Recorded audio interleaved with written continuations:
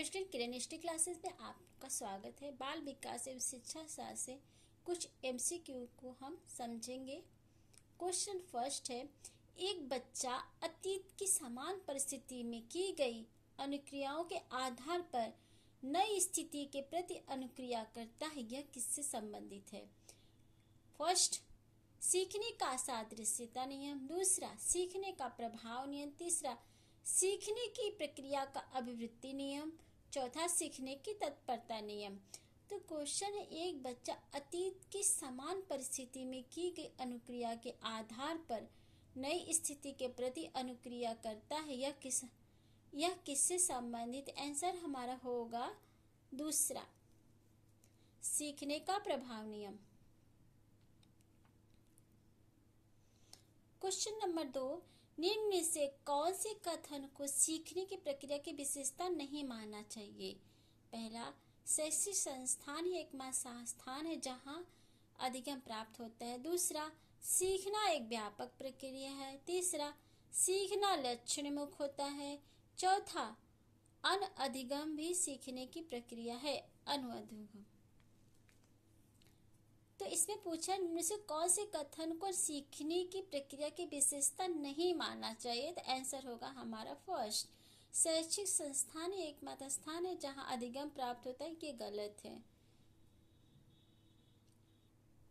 Question number 3, सीखने के अंतर्देशीय सिद्धांत को किसने बढ़ावा दिया?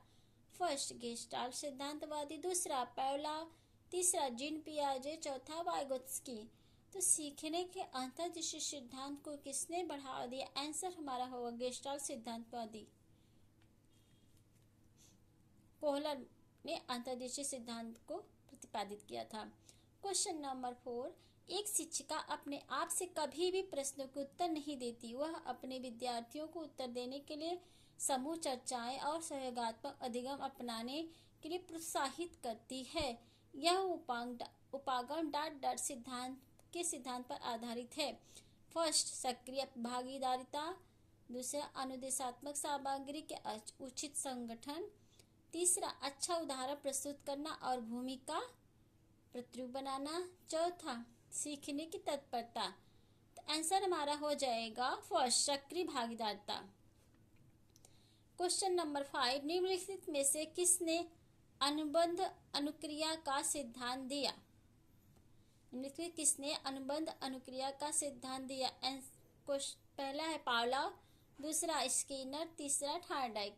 आंसर हमारा हो जाएगा पहला, पावलोव। क्वेश्चन नंबर 6, समस्या समाधान वह प्रतिमान है जिसमें तार्किक चिंतन निहित होता है। किसका कथन? स्टेनली का, स्किनर का, पियाजे का, पावलोव का। तो इसमें क्वेश्चन है, समस्या समाधान वह प्रतिमान है जिसमें तार्किक चिंतन निहित होता है। आंसर हमारा होगा फर्स्ट, स्टेनली।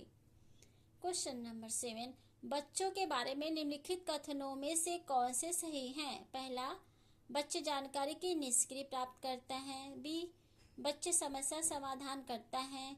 सी, बच्चे वैज्ञानिक शोध करते हैं। डी, बच्चे पर्यावरण के सक्रिय अन्वेषक हैं। तो पहला है ए, बी, सी और डी। दूसरा, ए, बी, सी और डी। तीसरा, ए, बी और सी। चौथा, ए, बी और डी। तो इसमें पूछा है, बच्चों के बारे में निम्नलिखित कथनों में से कौन सा सही है? तो इसमें से बच्चे जानकारी के निष्क्रिय प्राप्त करता है, ये गलत है। बी, बच्चे समस्या समाधान करता है, ये सही है। बच्चे वैज्ञानिक शोध करता है, ये भी सही है। बच्चे पर्यावरण के सक्रिय अन्वेषक, ये भी सही। तो आंसर हमारा हो जाएगा फर्स्ट, बी, सी और डी। क्वेश्चन नंबर 8, स्किनर ने समस्या समाधान की वैज्ञानिक विधि को कितने भागों में बांटा है?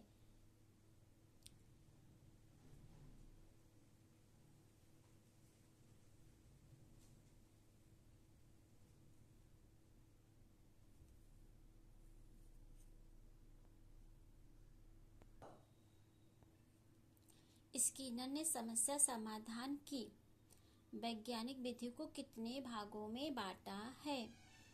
आंसर हमारा होगा 6 भागों में। Thanks watching for video.